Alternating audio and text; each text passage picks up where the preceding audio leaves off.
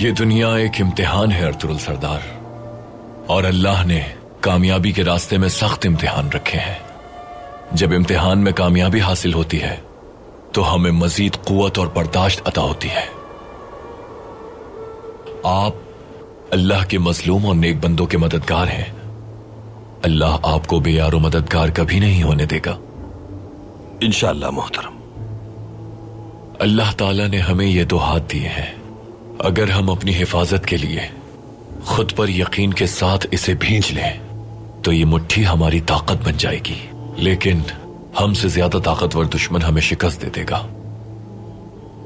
اگر ہم اللہ کی قوت اور قدرت پر بھروسہ کریں گے اور اسے اللہ کی رضا کے لیے استعمال کریں گے تو پوری دنیا کے لشکر ہی کیوں نہ آ جائیں، وہ ہمیں شکست نہیں دے سکیں گے۔ غزوہ خندق کے دوران ایک مثالی واقعہ رونما ہوا جو ایمان والوں کے لیے بہت بڑا سبق اور مثال بن گیا۔ مکہ کے مشرکین چیخ رہے تھے کہ مقابلے کے لیے کوئی مسلمان آگے آئے اور روبرو مقابلہ کرے ان سے۔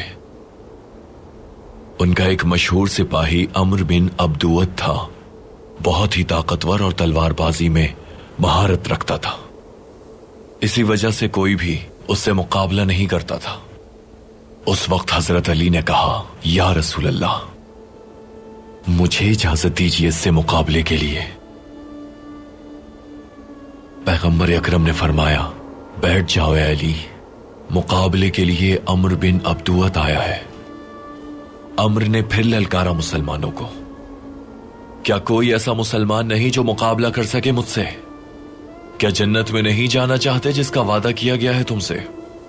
حضرت علی نے پھر نبی کریم سے اجازت طلب کی۔ رسول اکرم نے پھر فرمایا، اے علی، وہ عمرو بن عبدوت کھڑا ہے۔ جب اس سے مقابلے کے لیے کوئی نہ آیا تو عمرو نے مسلمانوں کی طرف تھوک دیا۔ اس نے انتہائی حقارت سے مسلمانوں کی عزت نفس پر حملہ کیا۔ حضرت علی پھر کھڑے ہوئے اور بہادری سے کہا، مجھے اجازت دیجیے یا رسول اللہ، مقابلے کے لیے۔ رسول اکرم نے پھر فرمایا، اے علی، وہ عمرو بن عبدوت ہے۔ حضرت علی نے کہا، وہ عمرو بن عبدوت ہے تو کیا میں پھر بھی مقابلہ کروں گا؟ اس پر پیغمبر اکرم نے اللہ کے شیر کو اجازت دے دی، پھر اپنے مبارک ہاتھوں سے حضرت علی کو زرہ پہنائی اور ان کی تلوار ذوالفقار کو دعاؤں کے ساتھ کمر پر باندھا۔ پیغمبر نے اپنا امامہ حضرت علی رضی اللہ تعالیٰ عنہ کے سر پر باندھا اور اللہ کی بارگاہ میں دعا کی، یا رب، میرے چچا کے بیٹے عبیدہ بدر میں اور چچا حمزہ احد کی جنگ میں لڑتے ہوئے شہید ہو کر مجھ سے بچھڑ گئے، علی کی حفاظت فرمائے الہی، میرے پاس بس یہی باقی ہے، مجھے اکیلا نہ کر دینا۔ یہ دعا کی آپ نے۔ پھر جنگ کے میدان میں وہ معرکہ شروع ہوا جس کا نتیجہ سب دیکھنا چاہتے تھے۔ تجربہ کار عمرو نے ایک ہی وار میں حضرت علی کی ڈھال کو توڑ دیا اور تلوار ڈھال توڑتی ہوئی ان کی پیشانی پر جا لگی۔ حضرت علی تیزی سے پیترا بدل کر اس کے وار سے بچے، اور جتنی دیر میں عمرو ان کی طرف رخ کرتا، حضرت علی نے اپنی ذوالفقار سے اس کی گردن پر تیزی سے وار کر دیا۔ اچانک سب لوگ حیران ہو گئے، یہ دیکھ کر سب کی چیخیں نکل گئیں۔ مشرکین کا ماہر جنگجو عمرو بن عبدوت زمین پر اس طرح پڑا تھا کہ اس کا سر تن سے جدا تھا۔ اللہ کے شیر حضرت علی نے نعرہ تکبیر اس وقت اتنی زور سے بلند کیا کہ جنگ کا میدان گونج اٹھا۔ اس دن سے یہ نعرہ مسلمانوں کی فتح کے آغاز کی صدا بن گیا۔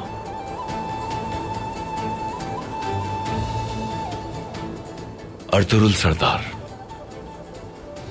اس وقت مسلمانوں کی عزت نفس پر منگولوں نے حملہ کیا ہے۔ بہت سے معصوم اور مظلوم آپ کے حق میں اللہ سے دعا کر رہے ہیں، آپ کو کوئی کنکر بھی نہ چبھے، آپ کا سر کبھی ظالم کے سامنے نہ جھکے۔ آپ کی آنکھوں میں ظالم کے لیے آگ ہے ارطغرل سردار۔ اگر آپ کے ہاتھ مظلوموں کا سہارا ہوں گے تو آپ کی شمشیر اللہ کی شمشیر ہوگی، اور یہ جنگ حق اور باطل کی جنگ ہے۔